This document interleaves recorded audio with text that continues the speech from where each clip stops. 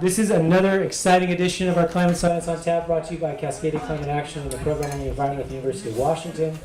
I am your moderator, Sean McDonald, and we have a great lineup of panelists tonight, including UW's Beth Wheat, and UW's David Montgomery, and WSU's Doug Collins. And so these folks bring together a lot of expertise in agriculture and soil science, and I think they have some really exciting stuff to tell you today about agriculture and climate change, the ins and outs, the relationships.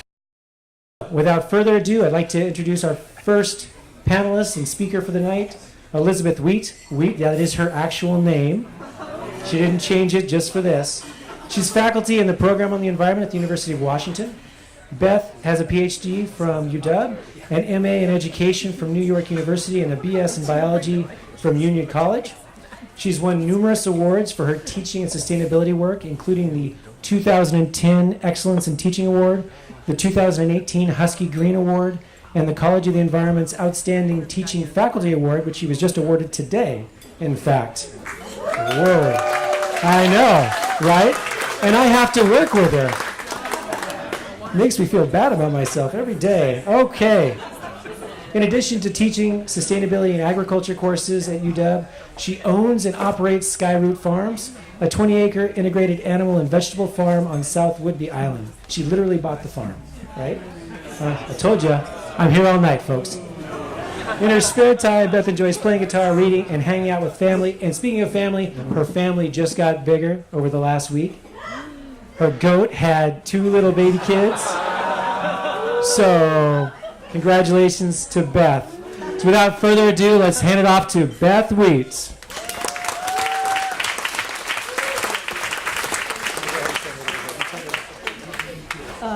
Thank you so much, Sean, and thanks to all of you for coming out tonight.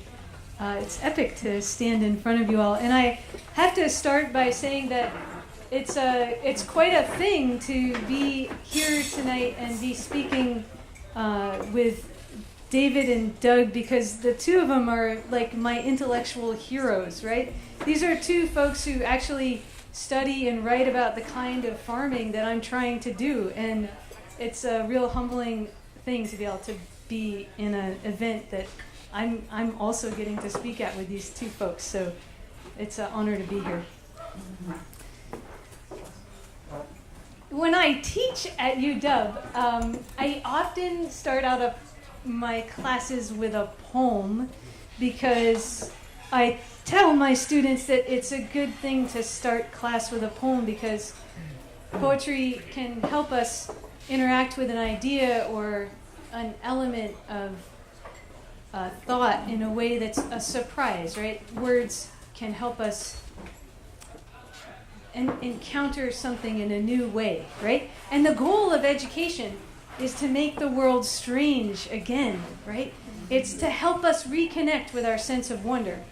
And so I read a poem, and that's the reason I tell students I read a poem. But the other reason that I like to read a poem before I get started is because it helps me calm down.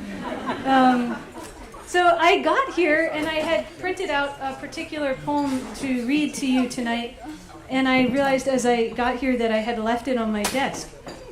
And so I was feeling a little sad about that, and I was sitting over here, and there was this book by one of my favorite poets, Hayden Carruth.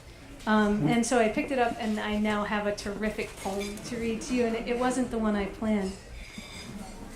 I'm only going to read you part of it. It's a bit long. The poem is entitled My Meadow. Well, it's the loveliest meadow in all of Vermont. I believe that, truly. For years, I have hardly seen it, I think, having lived too long with it, until I went up to clean the mess of firewood left by the rural electrical co-op when they cut my clump of soft maples, threatening their lines. This morning, the last day of September, my maple leaves were spilled in the grass, a deep crimson. I worked with axe and chainsaw, and when I was done, I sat on my rock that had housed the fox before the state executed him on suspicion of rabies. And then I looked at my meadow. I saw how it lies between the little road and the little brook, how its borders are birch and hemlock, popple and elm and ash, white and green and red and brown, and how my grass is composed of smooth serenity. And yet I have hankered for 6 years after this meadow that I had seen in Texas near Camp Wood, because there I had discovered an armadillo. At UW, we have these things that hang on our shirts so we can use all of our hands. And I had saw 2 long-tailed flycatchers at their fantastic mating dance in the air. But now I saw my meadow, and I called myself all kinds of a blind Yankee fool. Not so much for hankering, more for the quality of my looking that could make me see in my mind what I could not see in my meadow.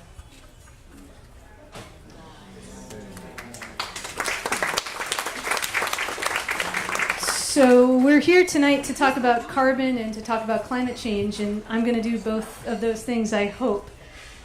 And I want to begin with this poem, and Hayden Kruth is cajoling himself for all his hankering, and I think part of how we got into this place, right, where we're having to have a conversation about carbon and climate change also has to do a little bit with this human capacity for hankering.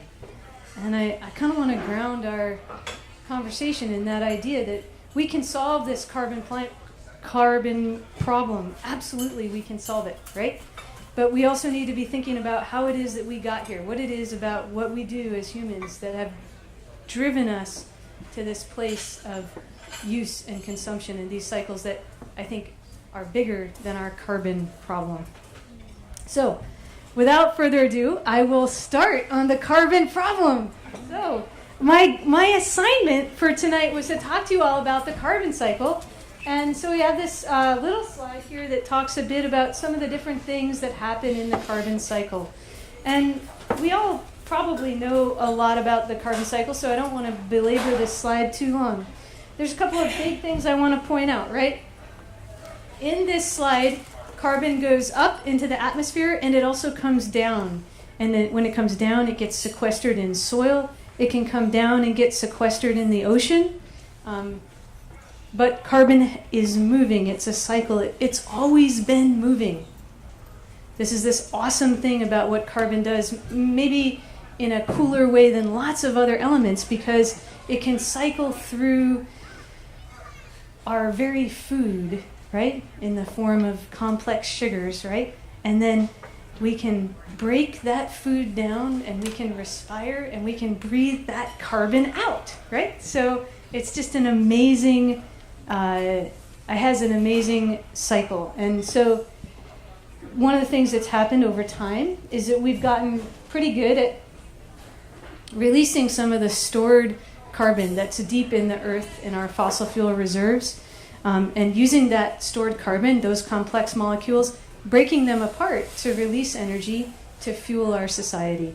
So you see this big arrow up in the color of that is red, and those are the emissions that are being released by human activity. And it's not a huge number, right? Because the carbon cycle itself is a huge thing. But the point is, the human emissions are large enough to begin to have some serious climatic impacts.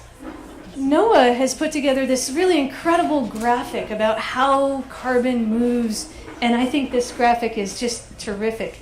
We started tracking how much carbon was in the atmosphere in the 1960s. And we got really excited about how we could track carbon in the atmosphere. And so we got some more stations. The very first station to come online was this blue station over here. And then the red station. And every time a dot appears on this graphic, it's a new station recording more data on how much carbon is in the atmosphere. And it's recording carbon in parts per million. And here it goes, and we're going through time. You guys are noticing the clock moving through. So now we're in 1990, 1991, 1992, 1993, 1994. this is when I graduated from high school. Really important. They got a lot of my life in this graph, which is real cool. They didn't get my whole life, but pretty much. Meanwhile, they're also populating another graph because it's NOAA, so they want to give you lots of data, and they do a really good job representing it here. So we're cycling up and down, but over time you can see that there is a definite trend toward increasing carbon in the atmosphere, and you can see that trend each year in the cycle going up and down. 2004, look at this. It's not going to go till 2018, I think. At least it hasn't been. It hasn't been going that long. But you can see also some stations come on and go offline as funding comes in and out. But the main stations have stayed with us. And you can see overall this gradual increase, right, in the average amount of carbon dioxide that's in the atmosphere.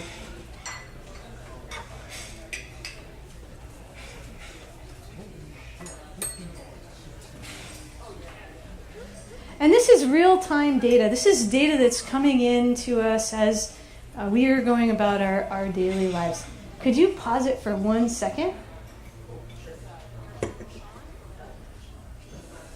Great. So now, it's so funny, we get all these cool YouTube videos here. Now, what's going to happen is we're going to think like, we're going to start to try to think like David thinks, right? Because that was actually a really brief snapshot. If you think about life on our planet, that was just hardly 40 years of data. So we want to go back farther in time. But before 1979, we didn't really have super great data. We had 1 or 2 stations online. So we're going to show you some of the other data we have, and then NOAA is going to go back in time all the way to the ice cores and show us some more about the history. So go ahead, Sean. All right, so here we are going back in time to the very first station that started recording real-time carbon dioxide levels, and I think that was in 1960. And then they're going to go back using data from ice cores, using data from stored places where they can get at it. A lot of times it's coming from ice cores, and they're going to use a few different ice cores to get us back a really long time. Look at this. Look at how far back we can go in time. Isn't this good, David? We're going really far.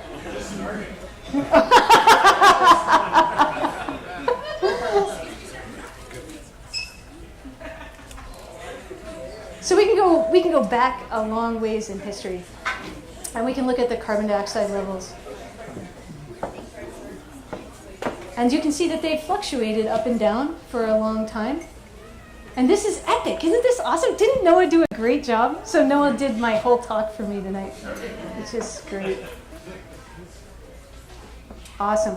So this can take us back a very long time in history, looking at what has happened to the carbon in our atmosphere. Great. Okay. So even though we can go back a really long time, and I think that NOAA graph took us back something like this, about this far back in time. You can go even farther back in time, and there was a time when we actually had even more carbon dioxide in the atmosphere, and that was a very long time ago.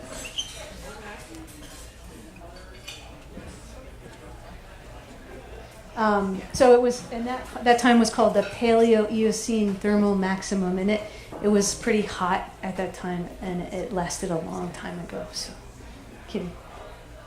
we can keep going back, Sean. Awesome.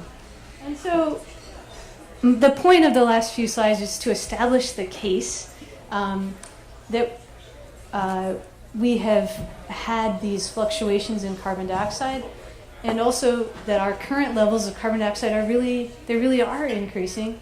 And if you go back long enough in history, in the time of the actual Earth itself, you can see that we actually had a small period of time when there was even more carbon dioxide. We were able to sequester that, and that became a big piece of our fossil fuel reserves that we're using now. So how are we using carbon now?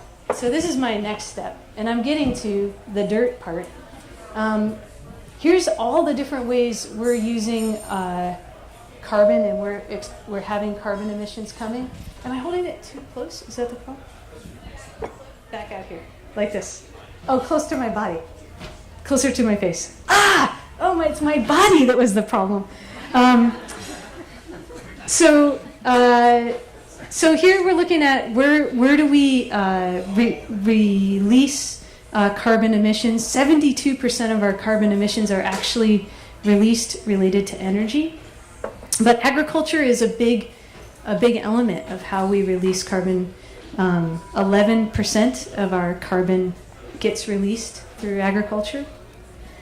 And again, here's another just really quick overview of the carbon cycle. Carbon is released and brought down all the time. It's cycling. And what we're doing is releasing an extra amount of carbon through our burning of fossil fuels. Great. Go on. So the second part of what I had to do was talk to you a little bit about how farms interact with the carbon cycle. And so we're going to talk a lot more about this tonight. But here's some of the ways that farms interact with the carbon cycle. Keep going. Okay. So farms can interact with the carbon cycle because they drive tractors, and the tractors often put down fertilizer. It's an interaction with the carbon cycle, partly because it takes quite a lot of energy to produce most industrial fertilizer. It's a really energy-intense process. Carbon gets released into the atmosphere because soils actually have this incredible amount of microbial life, and David may talk some more about that. But those soil microbes are doing the work of being alive and respiring, and as they respire, they release carbon dioxide. Plants are a big part of agriculture, so there's a lot of photosynthesis in agriculture. So actually, those plants, remember, are doing photosynthesis. They're bringing in carbon dioxide and turning that into the complex molecules that help plants grow. Our agriculture may be contributing to the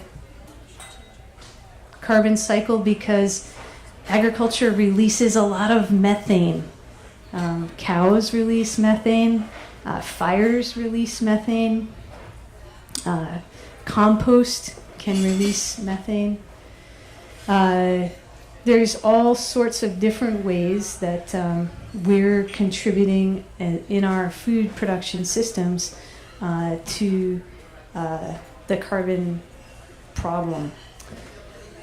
And there's a few ways in our agricultural system that we're actually working on figuring out how agriculture can be on the cutting edge of helping solve our carbon problem, right?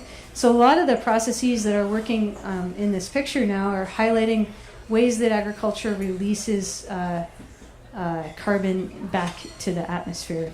And a big part of what we're going to talk about tonight is actually the opposite of that. It's actually how can farms get involved in taking that carbon that's out in the atmosphere and bringing that down and storing it in the stable reserves of the soil. And so that's a big piece of what we're going to talk about tonight. Awesome. Here's one way that plants can go about taking carbon that's in the atmosphere and bringing it down deep into the soil. This is an awesome picture that's coming out of work that Wes Jackson is doing at a place called the Land Institute, which is in Kansas. And this is a grass that he's been working on breeding that's a perennial grass, so they can harvest grain from this grass without having to till the soil. They can harvest this grain year after year. And perennial grasses have these incredible root systems. Look at how thick that root system is in September. And then in December, it's the same grass. The root system doesn't get quite as deep into the into the depth of the soil. But in September, you can see the root system is almost 3 meters deep. So that's a really deep root system. In December, something's happened to that root system. It's gotten a little bit smaller and a little truncated because it's December. It's cold. It's hard to be a grass when it's cold. But what they actually did, this is so cool, what the grasses do is that they grow. And as they grow, their roots grow longer, and then they sort of, they go into sort of a resting phase, and they pull back some of their nutrients, some of their biomass gets pulled in tight, just like we do when we're cold, right? Except for the grass actually leaves some of its root biomass behind in the soil. So the grass is like actually bringing in carbon dioxide, putting it in the roots, yeah? Turning it into root biomass. And then that root biomass contracts a little bit in the winter, and the grass leaves the carbon behind, leaves that carbon in the soil. So grasses have this annual process of growing and shrinking. And you can see that represented here. And then, of course, back in June, look at how deep that root goes, and it's even longer than 3 meters in the soil. It's like 10 feet, yeah? That's epic. That's like twice of me. And that's a lot of carbon. And that's carbon that's getting really deep in the soil without us having to do anything, right? We're just growing grass. It's the meadow, yeah? Great. And you can see what this does, what this looks like above ground is also pretty terrific. The perennial grass does a better job of being green and stable in the summertime, and that has to do with the fact that the perennial grass has this terrifically deep root system. If you go back a slide, there's an annual grass on that slide. It's just you can hardly see it because it's so small. It's got no root system there. So if you look at the next slide in the perennial grass system, you've got this incredible capacity to both deposit carbon and to use water more efficiently. So one of the other things we're probably going to be talking about tonight is a new idea that's emerging in agriculture, which is the idea of regenerative agriculture. And that's a type of agriculture that basically goes a little bit beyond organic with the idea of regenerating life in the soil, right? Regenerating ecosystems, building soils that do a great job of storing water and supporting a diverse microbiological community. So here are some of the tenets of regenerative agriculture. One is tilling a lot less, conservation tillage, reduced tillage, basically trying to get tillage out of our farming systems, including lots of crop rotation and diverse assemblages of cover crops, including animals into farming systems so that you've got intense and short-term pasture rotations, right? Compost production, on-farm habitat restoration, and in ongoing attempts within farm systems to improve on-site water capture and storage. And if you've got these short-term pasture rotations, you have to be including animals. I guess I put that one in twice because it's my favorite. And the whole point of this kind of agriculture is summed really well in this terrific slide, which basically has a lot of arrows and a lot of words. But what it actually says is, if you start at the top corner, it says add organic matter. So if you do that, then you go through all these different arrows, and all those different arrows are the why. They're the processes that explain why organic matter is so great in a soil ecosystem. But basically, the point of this slide is you add organic matter, you get healthy plants. Right? And so we all are going to be talking a lot about organic matter tonight in our talks. And so I want to make sure that everybody is making this connection between carbon in the atmosphere and soil organic matter. So just going back to the basic equation of photosynthesis, plants bring in carbon dioxide, they need water, and they build complex sugars, and they release oxygen. Now those complex sugars may take lots of different forms. Lignin is one of the complex carbon-based molecules that plants can form through the process of photosynthesis. And this is sequestered carbon. Well, not long-term sequestered, but short-term sequestered carbon. And if we can get this kind of stuff, this carbon matter, to be stored back into our soils can help us hold on to it for a long time horizon. And that is organic matter. These are all things we're trying to do at Skyward Farm. This is a picture of my farm from a little farm drone that scared all the animals a lot. It actually got some terrific footage of the goats running, which was awesome. And we can talk about what's going on in our farm. We're doing some trials in reduced tillage. We're doing some trials with black tarps system to try to reduce our tillage. And I think Doug is going to talk some more about that. And we're doing a lot to integrate the productivity of our pastured ecosystem into the support of our intensive vegetable production. So I think I'm going to stop here. And I have lots more to talk about my farm and some pretty pictures I could show you. But it seems like you can ask questions and we can get into those in a little bit about how we're working to incorporate regenerative agriculture practices onto our farm. And in the meantime, I think we're going to move on to our other speakers. Thank you all so much. Thank you, Beth, for that. That was great. It was a great introduction to what we're going to be talking about for the rest of the evening. I'm going to go ahead and introduce our next two panelists and ask them, as I introduce them, to come up and have a seat here on the stage. I'm going to introduce next Doug Collins. He's an extension faculty and soil scientist with WSU's Food Systems program. He's a soil scientist. I was going to make some joke about him having a dirty mind, but that seemed kind of awkward since I don't really know Doug that well, so I'm not going to make that joke. Doug has a PhD in soil science from Washington State University. I'm not going to hold that against him. An MS in plant pathology from Montana State University, and a BA in biology from Colorado College.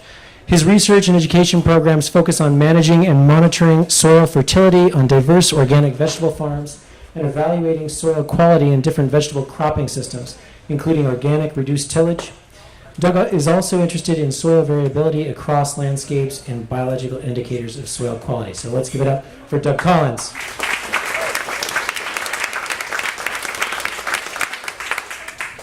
And our last panelist is David R. Montgomery.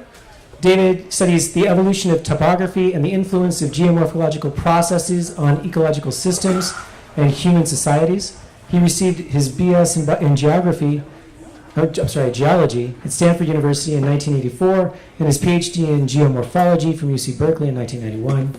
His published works include studies of the evolution and near extirpation of salmon, fluvial and hill slope processes in mountain drainage basins, and the evolution of mountain ranges, including the Cascades, Andes, and Himalayas, and the analysis of digital topography. So that all sounds really cool, but what does that have to do with farming? Well, his latest book is Growing a Revolution, Bringing Our Soils Back to Life, and actually he's got some of his books back in the back of the room for later.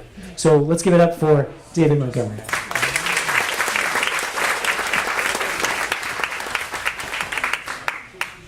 So I'm going to go ahead and just start off with some questions for our panelists. Can we go ahead and turn on their mics? You guys have your mics there? You guys have your mics? You each have a mic? It's like the speed round. I'm going to ask a question. No, it's not going to speed round. Can we give you a series of answers and then you line questions up? Yeah. They have to be in the form of a question, yeah. So this is a question for all of you. Beth brought up the topic of regenerative agriculture. And we're kind of curious, from each of your standpoints, what that means to you. I mean, if you have anything to add to what Beth has already told us about this project, a process of regenerative agriculture. You're looking at me, okay. To me, regenerative agriculture is a style of agriculture that leaves this land better off as a consequence of intensive farming. And to me, that's the definition. It doesn't have to be organic. It could be conventional-ish. I talk about all that in Growing a Revolution. But the key concept is that you are improving the fertility of the land as a consequence of using it to grow food. So to me, that's the umbrella concept.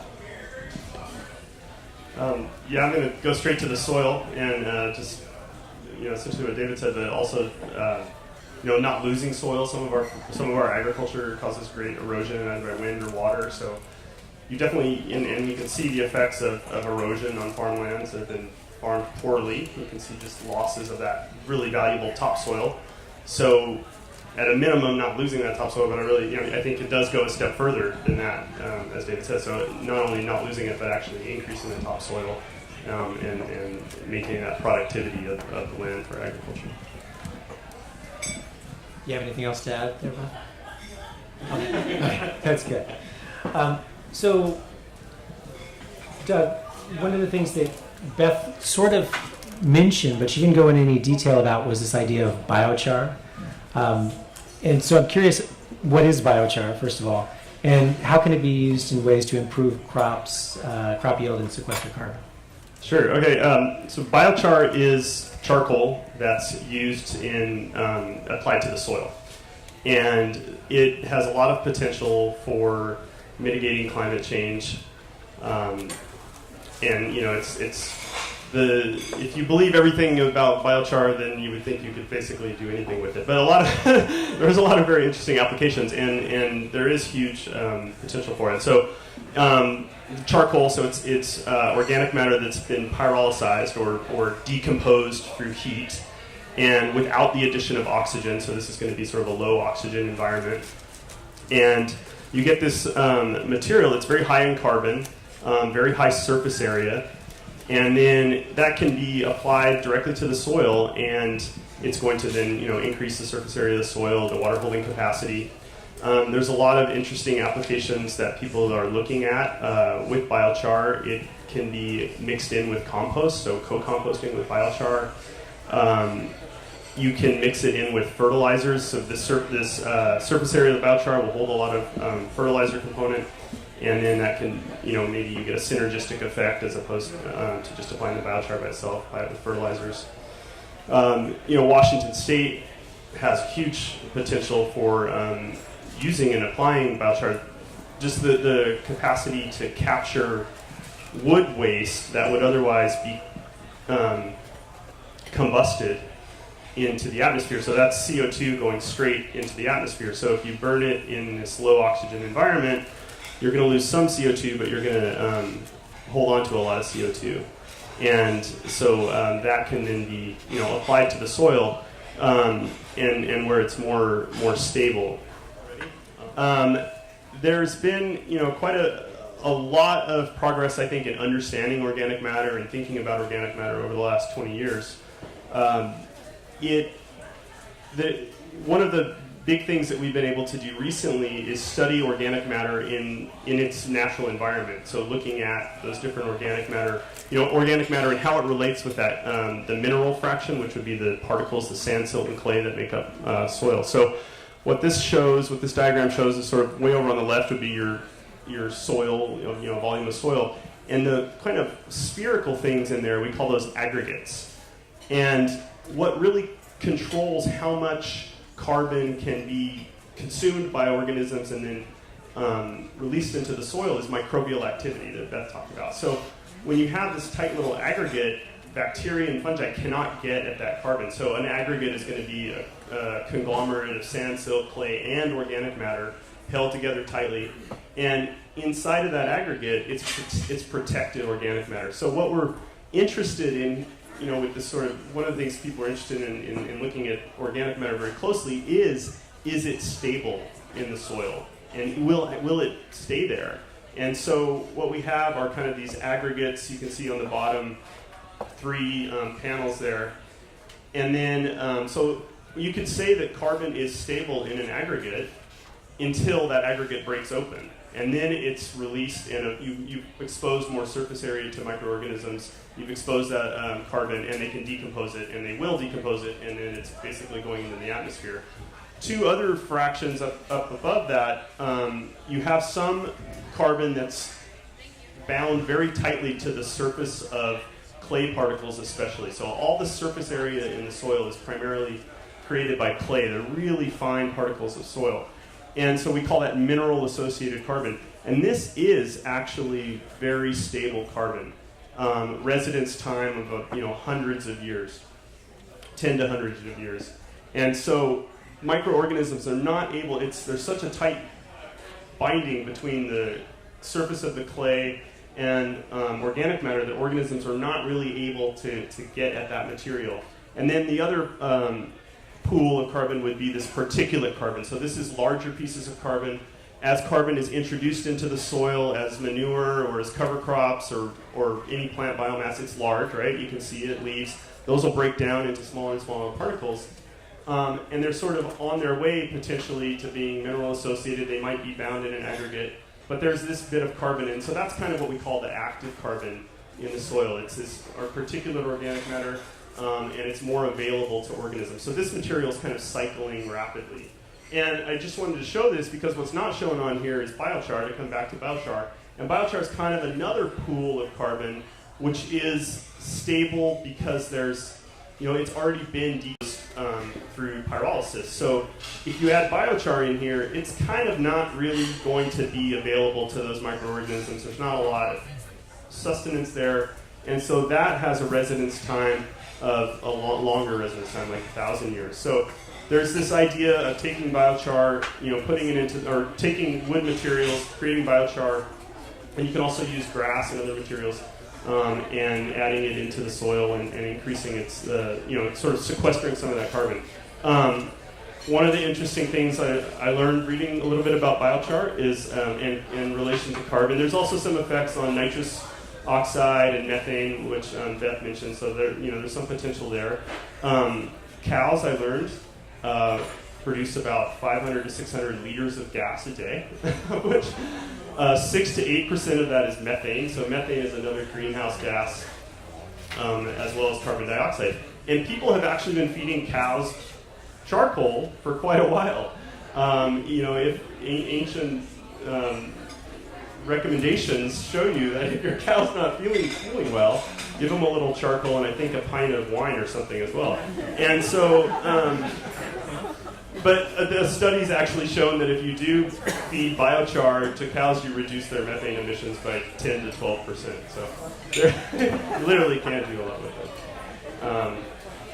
So yeah, I think and it's interesting in Washington State specifically, there's huge application. One researcher at the Pacific Northwest Laboratory estimated that we could produce and apply 250 million tons of biochar over 100 years in Washington State, like easily was how they phrased it. So, you have a lot of wood that's hazardous potentially because it's old and might have died by disease, and so there's that benefit to it that could be harvested and rather than burned, turned into biochar. So there's huge potential. You don't have to raise your hand now. This isn't a class. If you had like the choice, can I ask?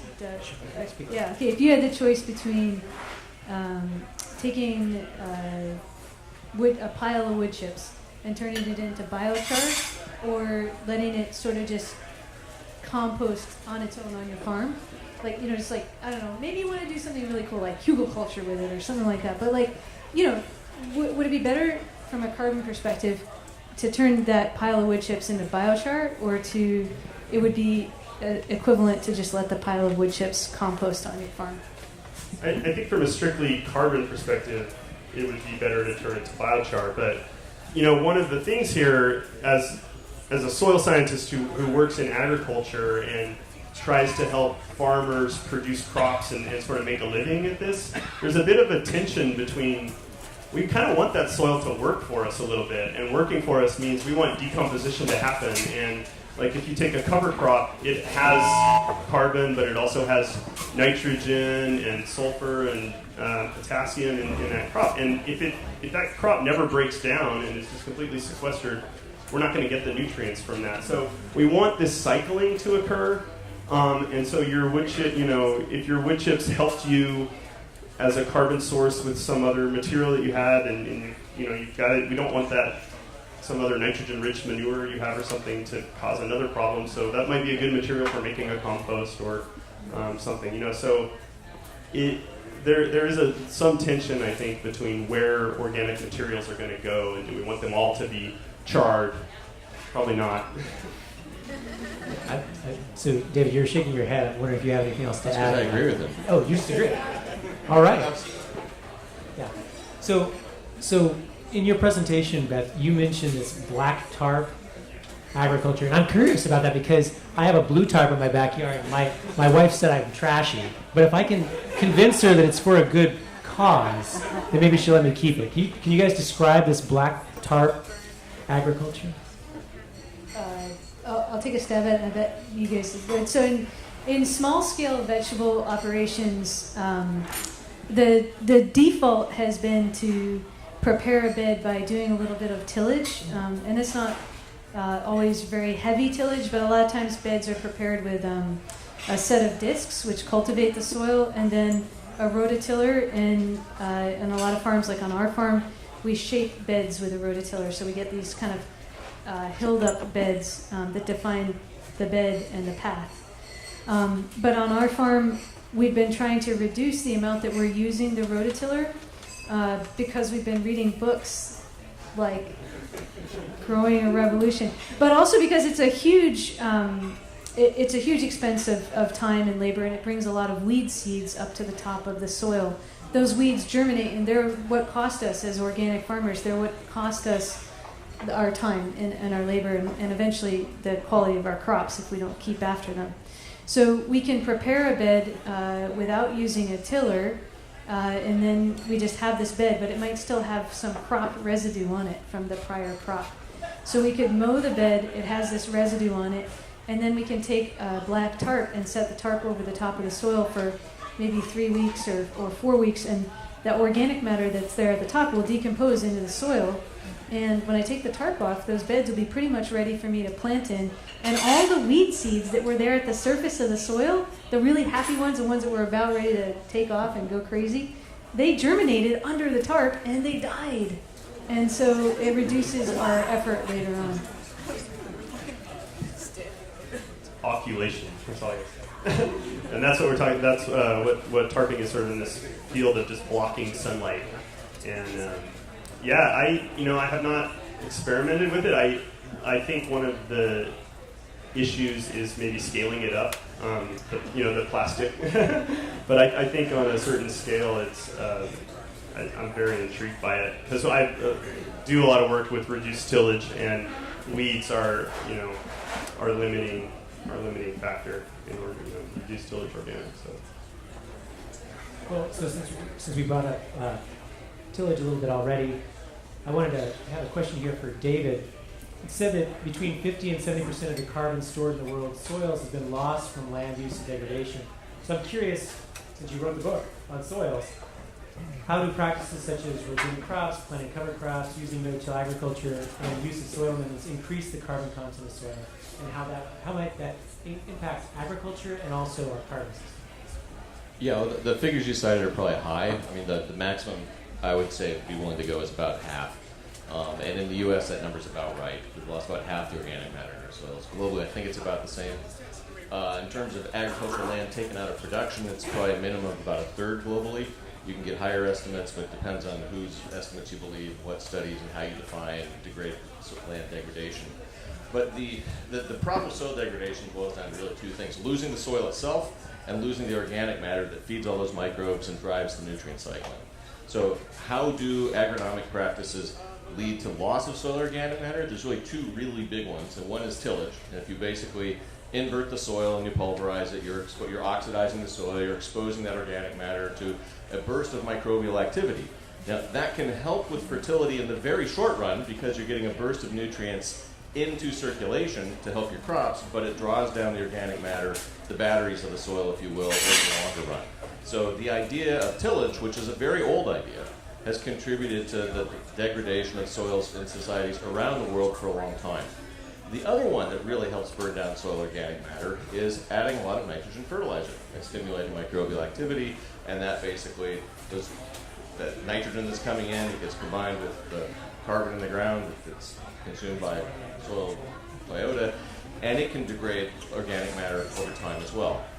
It may not affect agronomic productivity if you keep adding fertilizer, but once you get to the point where you don't have it, or you decide that energetically it's too expensive or economically it's too expensive, you've burned through the organic matter that's the native soil fertility. So that's on the downside.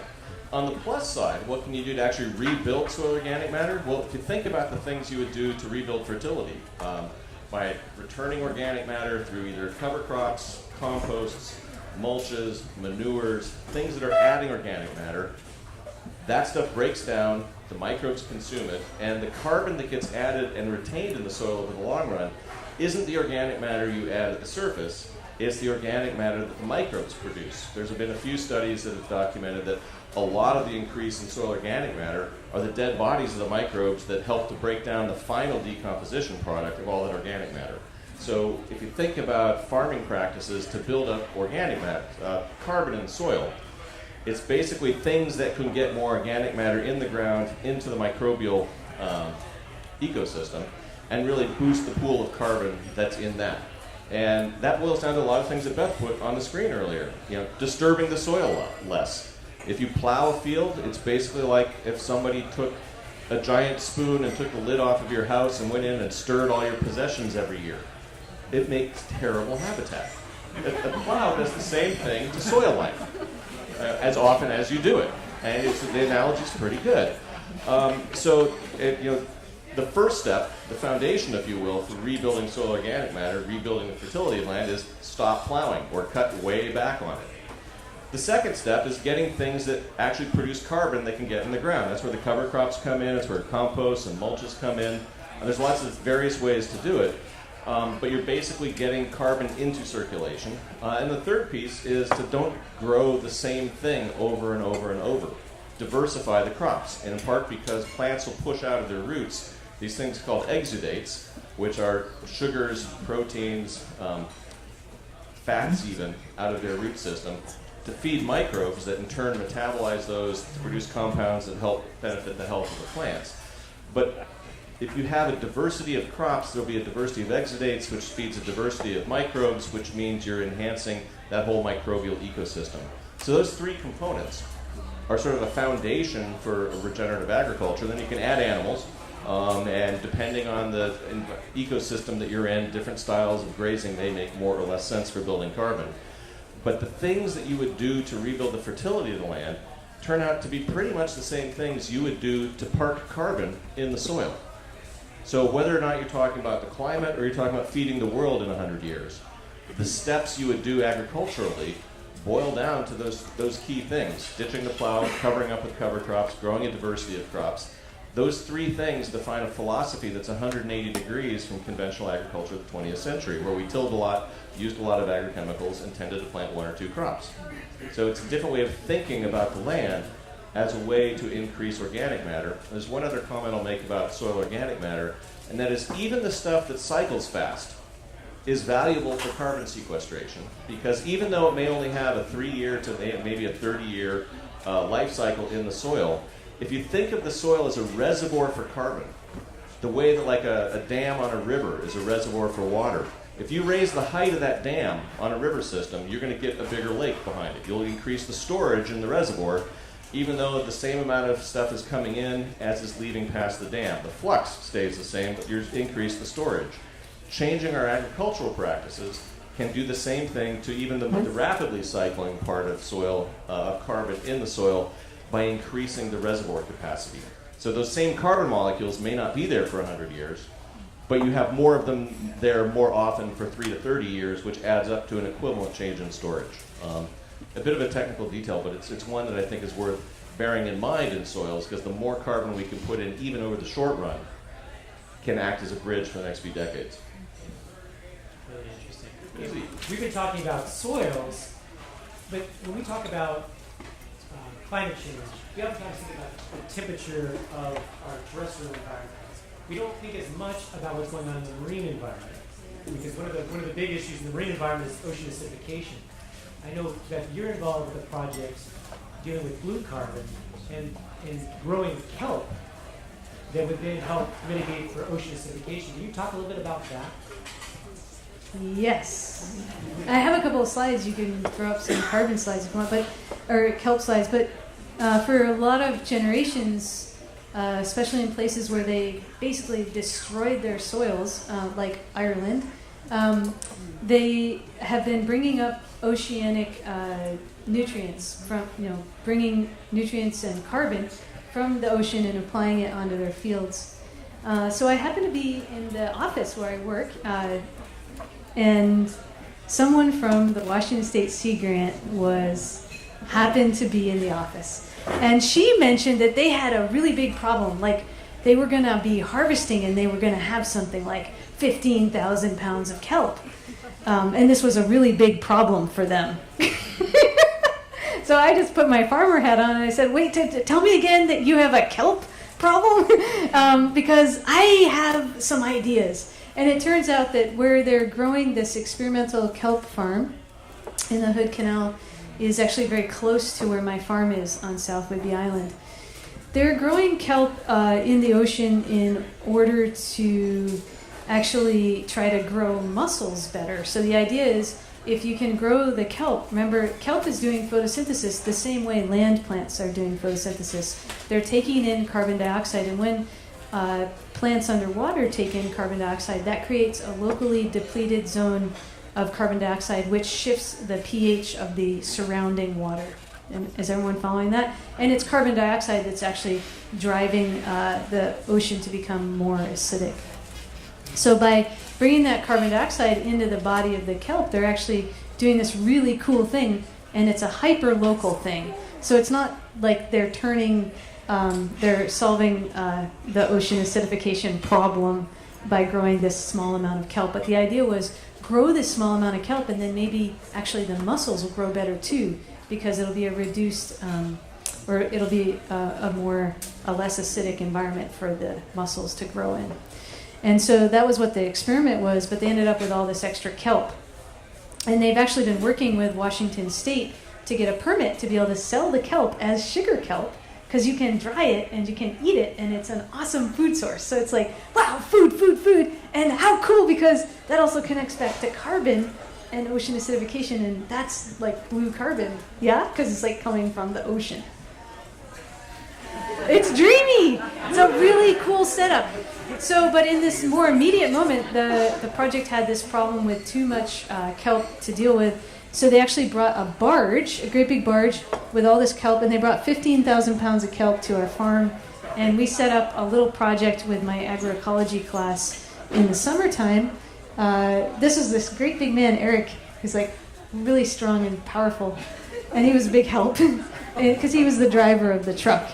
And this is the kelp as it came, and then I think the next slide is us setting up some plots. So this is my class out there setting up some plots, trying to figure out what's the best way to get the nutrients of this kelp into the soil without disturbing the soil, and getting that carbon sequestered in the soil so that it could stay there. So it's an ongoing project, and we're looking forward to working with those guys in the future, and hopefully bringing online a couple of other farms to do some replicated trials of kelp carbon sequestration on farms.